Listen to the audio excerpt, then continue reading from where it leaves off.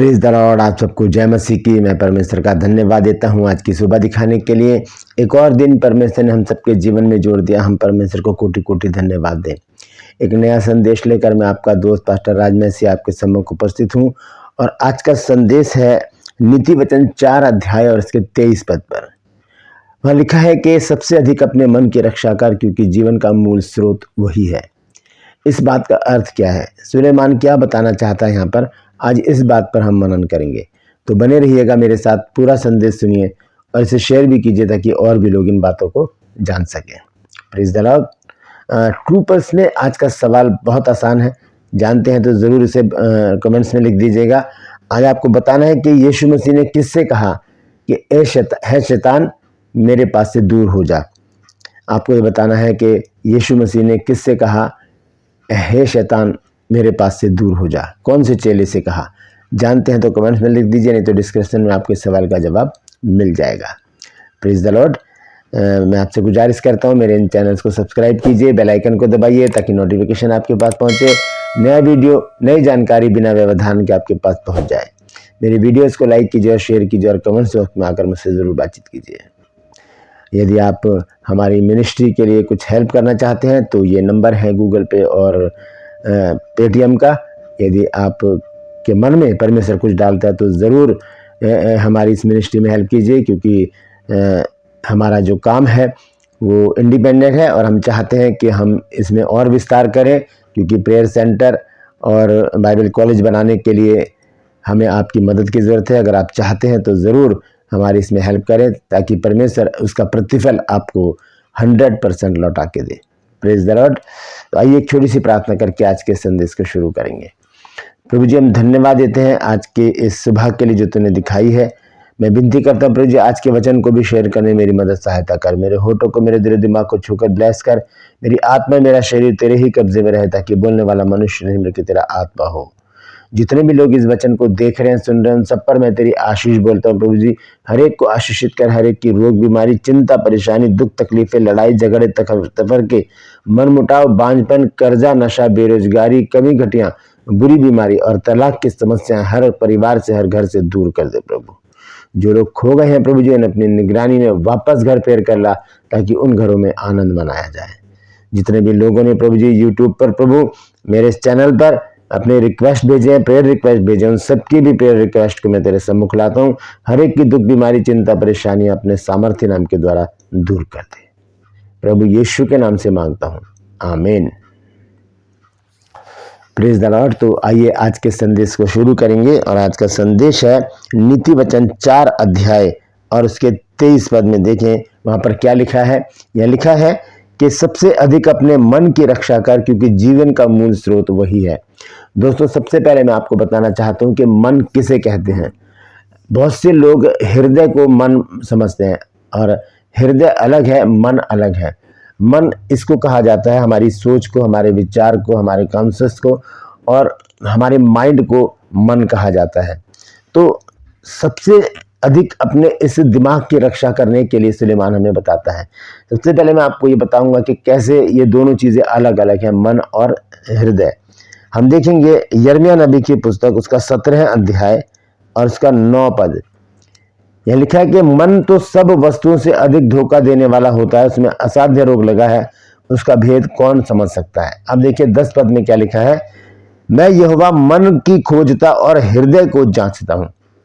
मन को खोजता है और परमेश्वर हृदय को क्या करता है, जांचता है। हृदय अलग है, मन अलग है, ताकि प्रत्येक जन को उसकी चाल चलन के अनुसार अर्थात उसके कामों का फल दूं।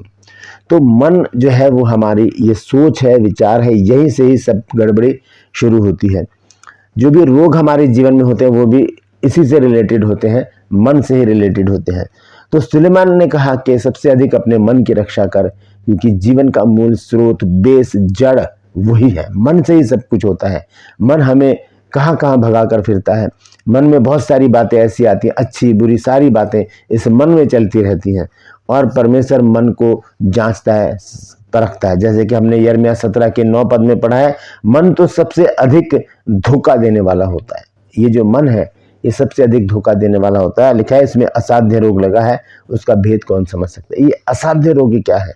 असाध्य रोगी का मतलब होता है कि जिसका कोई इलाज ही नहीं है, लेकिन हम उन रोगों को खुद अपने जीवन से निकाल सकते हैं।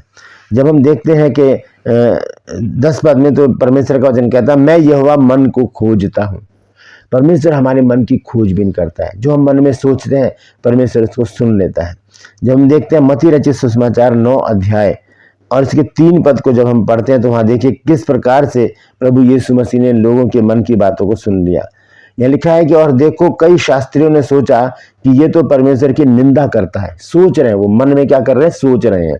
कौन? शास्त्री लोग। यीशु ने उनके मन की बातें मालूम करके कहा कि तुम लोग अपने अपने मन में बुरा विचार क्यों कर रहे हो। जो हम सोचते हैं ना दोस्तों, परमेश्वर उन सोच को भी सुन लेता है, चाहे वो अच्छी हो चाहे बुरी हो। इसीलिए हमारे जीवन में घटनाएं घटती हैं, क्योंकि हमारी सोच जब गलत हो जाती है, हमारी सोच में जब गलत बातें आ जाती हैं, तब परमेश्वर उसे सुनकर हमें दंडित करता है। तो हम देखेंगे वो असाध्य रोग क्या है जो यिर्मयाह नबी ने बताया है कि मन तो सबसे अधिक धोखा देने वाला होता है, इसमें असाध्य रोग लगे हैं। इस बात को भी प्रभु यीशु मसीह ने बताया है। मरकुस रचित सुसमाचार 7 अध्याय को जब हम पढ़ते हैं, वहां पर देखिए लिखा है, 21 आयत से मैं पढ़ रहा हूं। देखिए लिखा है, यीशु मसीह कहते हैं, क्योंकि भीतर से अर्थात मनुष्य के मन से बुरी बुरी चिंता, यह असाध्य रोग, ये बुरी बुरी चिंताएं हमारे दिमाग में चलती रहती हैं। व्यभिचार हमारे दिमाग में चलता रहता है, चोरी हमारे दिमाग में चलती रहती है, हत्या हमारे दिमाग में चलती रहती है, पर स्त्री गमन, दूसरी स्त्रियों पर मोहित हो जाना, ये हमारे दिमाग में चलता है।